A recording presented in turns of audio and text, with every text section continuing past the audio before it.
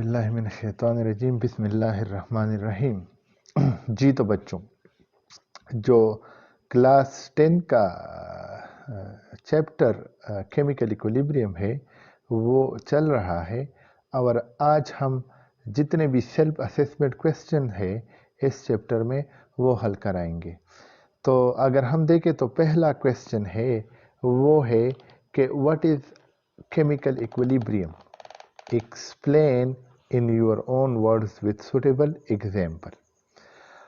In order to answer this question, we will first consider a simple reaction in which A react with B to produce C and D, and since it is a reversible reaction, तो यहाँ पे जो C है वो D के साथ reaction करके वापस A और B बनाता है। मतलब ये ऊपर वाला एरो ये शो कर रहा है कि ए बी से सी डी बन रहा है, और ये जो दूसरा वाला एरो है नीचे वाला ये प्रेजेंट कर रहा है कि सी और डी आपस में रिएक्शन करा के ए और बी बनाते हैं।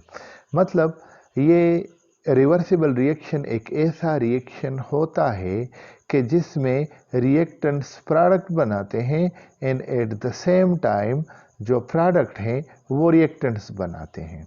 अच्छा, अब व्हाट इज केमिकल इक्विलिब्रियम? तो हम कह सकते हैं कि the state of a reversible chemical reaction at which the rate of forward reaction become equal to the rate of reverse reaction is called as a chemical equilibrium. अच्छा, तो बेटा chemical equilibrium reversible reaction का वो point है कि जिसमें forward और reverse reaction जो है ना वो बराबर होते हैं। मतलब जिस स्पीड से प्रोडक्ट बन रहे हैं उसी स्पीड से रिएक्टेंट्स बन रहे हैं। एक बार जब केमिकल इक्विलिब्रियम इस्टेब्लिश हो जाता है, क्योंकि हमने ऑलरेडी पढ़ा या सुना कि ये इस तरह के रिएक्शन होते हैं रिवर्सिबल रिएक्शन के जिसमें रिएक्टेंट से प्रोडक्ट बनते हैं और प्रोडक्ट से रिएक्टेंट बनते हैं। अच्छा, तो जब केमिकल इक्विलिब्रियम इस्टेब्लिश हो जाता है तो हमारे पास रिएक्शन रुकता नहीं है।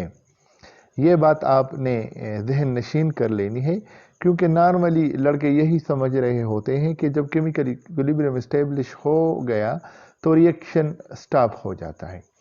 रिएक्शन स्टॉप नहीं होता, बल्कि जो कंसंट्रेशन है रिएक्टेंट्स और प्रोडक्ट के वो कांस्टेंट हो जाते हैं, क्योंकि जितने स्पीड से रिएक्टेंट्स बन रहे हैं उतने ही स्पीड से प्रोडक्ट बन रहे होते हैं।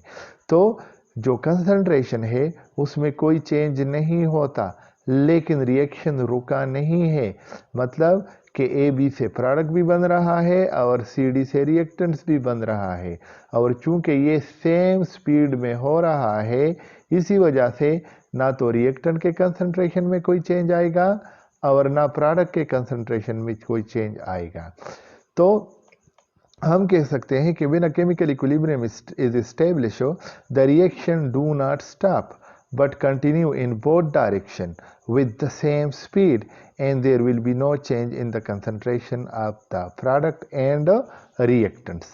Now, once the concentration of the reactant and the product become constant and there is no change in their concentration, we can say that chemical equilibrium is established, and this chemical equilibrium is a dynamic equilibrium. Now, to illustrate the same process, we will take some reversible processes as example, and the first one is hydrogen react with iodine to produce hydrogen iodide. Similarly, nitrogen and hydrogen react to produce ammonia. These are two reversible reactions, and there is a point in both of them where the chemical equilibrium is established, and you need to remember that ये बात याद रखनी होगी आपको कि chemical equilibrium is a dynamic equilibrium. कभी कभी ये क्वेश्चन भी पूछा जाता है कि why chemical equilibrium is a dynamic equilibrium, तो उसका जवाब आप सिंपल अंदाज में इस तरह देंगे कि केमिकल इक्विलिब्रियम डायनेमिक है क्योंकि जब इक्विलिब्रियम इस्टेब्लिश हो जाता है तो रिएक्शन रुकता नहीं है। फॉरवर्ड रिएक्शन भी चलता है, रिवर्स भी चलता है, but there speed is the same. That's why the concentration of the product and reactant remain the same. जो कंसंट्रेशन होती है प्रोडक्ट और रिएक्टेंट की वो सेम रहती है, लेकिन फॉरवर्ड रिएक्शन भी चल रहा होता है और रिवर्स रिएक्शन भी चल रहा होता है। तो इस क्वेश्चन का जवाब आप इस तरह से दे सकते हैं। ये जो साइड पे आप देख रहे हो ये मेरा ब्लॉग है, और इस ब्लॉग पे आपको जितने भी ये वीडियो टॉपिक है इन सब के नोट्स मिलेंगे। तो अगर आपको कोई टॉपिक पसंद जाता है और आप चाहते हो कि आपको उसके नोट्स मिले, तो आप सीधा इस वेबसाइट पे जाके यहाँ से उसको कॉपी पेस्ट करा सकते हो। और हमारे चैनल को सब्सक्राइब करना ना भूलिए, और अगर आपको वीडियोस अच्छी लग रही हैं तो अपने दोस्तों के साथ ज़रूर शेयर कीजिए। Thank you very much for watching.